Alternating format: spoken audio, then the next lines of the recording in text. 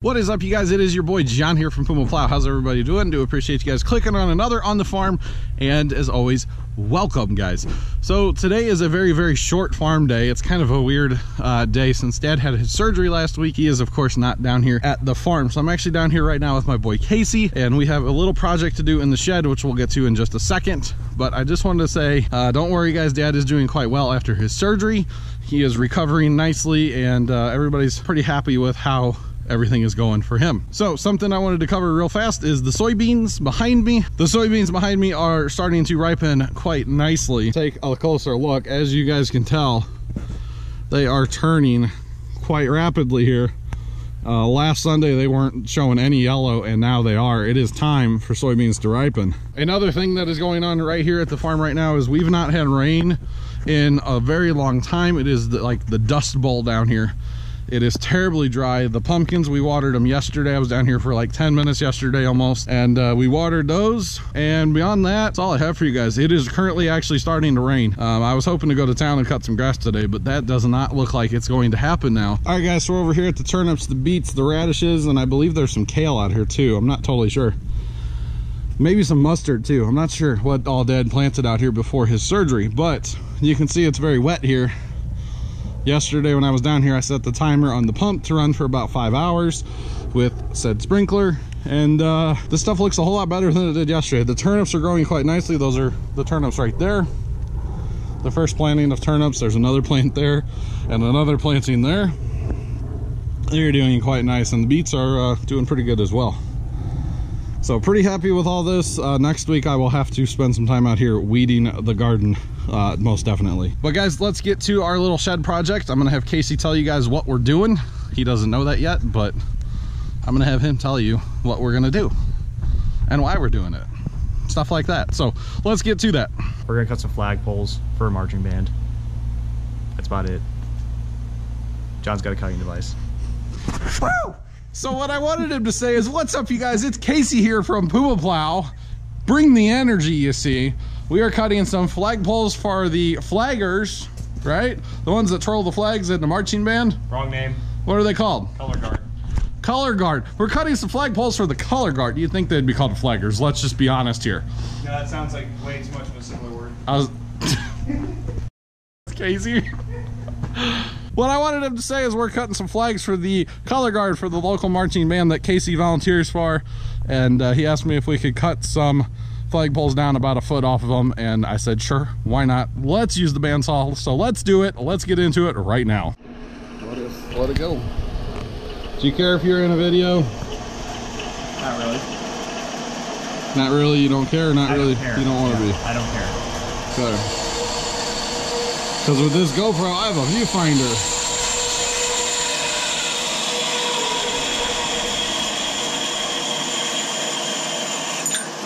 Let's push saw down a little bit.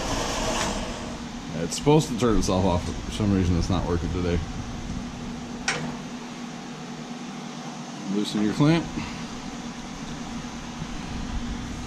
Now while you got it on your lap there, find your burr side. Remember, hold it at an angle, yep, like that. And then just, that's all you're gonna need is slight little bit. And then, yeah, check for burr again, and it's probably always gonna be on the bottom side of the cut. Okay. That makes sense? Yeah. These are gonna be coming from my caps anyway, so it's not... I know, and I'll check them all again too, because I feel responsible being that they're coming from the farm.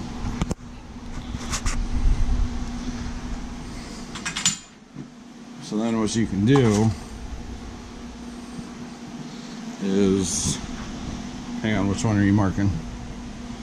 The ones that are next to it on top here, yeah. Top row. Okay, go ahead.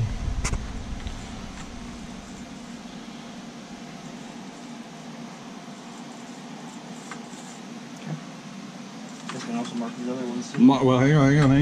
You got to mark the ones on top. Mark the two on top. The two on top. So this one and this one, and then the other ones are they're not lined up, is my point. You got to make sure all these ends are lined up, otherwise you're not doing any good. Right. You know what I'm saying? Yeah. Die. why don't you do that and then keep going at it. But yeah, you gotta make sure your ends are lined up, otherwise you're just Shooting yourself in the foot. And then really, are these all the same length? It should be. You got these two lined up, the front two on your end lined up? Okay. Because you always want to mark from the end that you're saving, you know what I'm saying? Right. Because if you're messing with, like, say 2x4s that may not necessarily be the same length, you can get into trouble. This one and the one next to it. Hang on.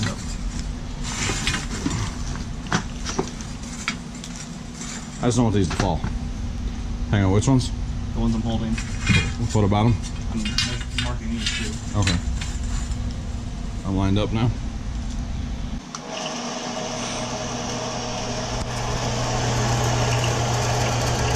GoPro right up in there.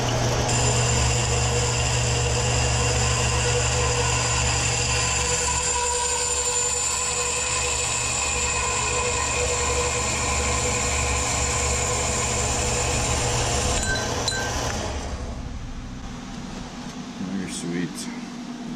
Literally the nicest saw I've ever used. It's pretty awesome, isn't it? Yeah.